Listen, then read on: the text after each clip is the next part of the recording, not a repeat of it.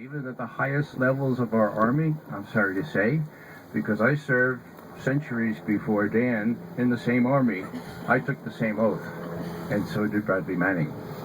What Martin Luther King said was, like a boil that can never be cured until it is opened up with all its pus-flowing ugliness to the natural medicines of air and light, so too injustice can never be cured unless it is exposed to the light of human conscience and the air of national opinion before it can be cured.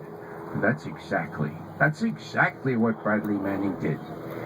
He lanced that boil and he opened the injustices, the torture, the other things that were going on in Iraq in particular, but throughout the world when he got access to other information, to the air of human opinion and the light of human conscience.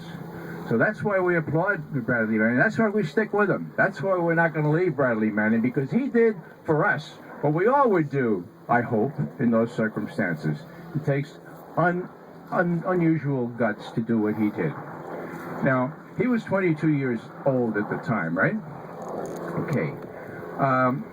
He had the insight, he had the character and the integrity to see that piece of paper that he signed, that we all signed, Dan and I signed, a promise to keep secrets lest our national security be endangered. Sounds sensible. We all signed that. Now, the classification process is to keep secrets that would endanger our national security not public. It didn't talk about secrets that would endanger our political establishment or our senior military. Secrets like torture, secrets like putting people in black holes and forgetting about them. Those kinds of secrets, that's not what the classification was supposed to protect. But let's say people would feel, and promises, don't get me wrong, promises are important. You keep promises under ordinary circumstances. But what Bradley Manning was able to do was to see that there's a gradation of values here, okay? Is there value in keeping a promise on a piece of paper? Of course there is. Well, what about the value of stopping torture? What about the value of stopping people being killed? And I don't mean just Americans. Just because Iraqis and Afghans don't look a lot like us, last time I checked the Bible, and you can correct me if I'm wrong, anyone, they're human beings too. Well, Bradley Manning saw that, okay? And what he saw, in particular, and most people forget this, was he saw young kids, university kids, who had written a critical term paper against the Maliki government.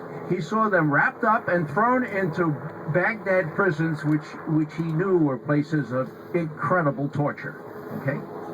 Now, what were his instructions? Well, he didn't have any instructions. Nobody had any instructions. What did his conscience say?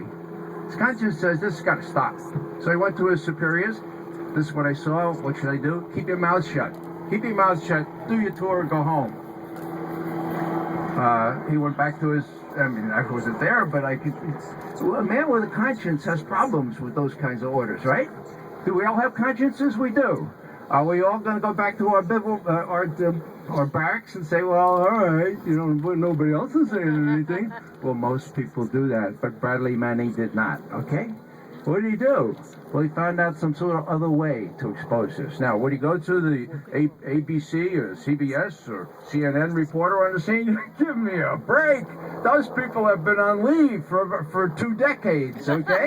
Yeah! We don't have a fourth estate anymore, with all due respect to any here. And what Bradley Manning knew instinctively was there's a fifth estate. And where is it? Careful of that predator up there. It's up here in the ether, okay? Can it be controlled? Well, they're trying, but I don't think they're going to be able to control it. And what Bradley saw was this is a way to get the message out. Now, what was he trying to do? Well, if those cables are correct, and the government attests to their accuracy, I wouldn't place great store by that. But his conversations with this lame-o guy, the fellow that he confided in, What did he say he wanted to do? Well, he said he wanted people to know the truth. Whoa, what an amazing aspect. No wonder the mainstream media is giving this so little play. Bradley Manning wanted people to see the truth. Because without information, said Bradley, you cannot make informed decisions as a public. Well, who else said that? Well, people like Thomas Jefferson, people like Edmund Burke. I mean, it's true. Without information, you can't make intelligent decisions. What he wanted, according to Bradley Manning in these emails, was worldwide discussion, debates, and reforms. Now, what was he accused of doing? Do you remember Admiral Mike Mullen? He's not the worst of them. I mean, he did some really good things. He was able to prevent a war on Iran, among other things. But as soon as this came out, he says, oh, Bradley Manning has blood on his hands. Here's the chairman of the Joint Chiefs of Staff. Hundreds of thousands of people in Iraq and Afghanistan, and predators all over the place. And he's saying Bradley Manning, Private Bradley Manning, has blood on his hands? I mean, give me a break. But that's what he said, and others said that too. So let's look at the damage assessment, okay? Who would you think would be a good authority on this? So maybe, would you think maybe the Secretary of Defense? Okay, well. What did the Secretary of Defense Robert Gates say about that? Well, he said, and I quote, that these charges are, quote, significantly overwrought. Anybody know what overwrought means? That's a fancy way of saying, give me a break, huh? These charges are significantly overwrought because the impact, according to Robert Gates, the Secretary of Defense, okay? We're talking about the Secretary of Defense said that the impact was, quote, fairly modest. Fairly modest. What impact? Do you think that if they had one agent or one Afghan or Iraqi soldier that was tortured or picked up, or that we wouldn't know about it, that wouldn't be on ABC and CNN and everything else every night? They don't have anything like that, so they have no proof that Bradley Manning caused any disastrous results that were covered up by these classifications. I was on a British program yesterday, and they said, well, what about keeping secrets? So I said, well, we have a unique arrangement over here. That's one of the reasons why we left you guys. We have something called a Bill of Rights.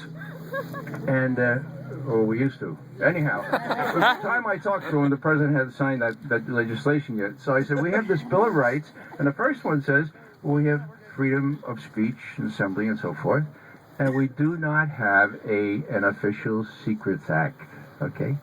We don't have one of those. There is no legislation. There are no laws in the books, statutory laws, that Private Manning can be brought up on charges for.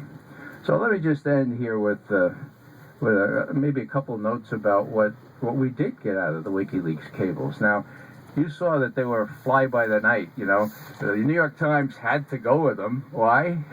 Because Spiegel had them, because The Guardian had them, and then Le Monde and El País. And so yeah, how is the New York Times going to say, well, we had them, but we didn't want to, So what did they do? Well, one of the things they did was they collected all the ones on Iran, picked out the most alarmist ones, and for one of those expose things, they prayed up this alleged threat from Iran.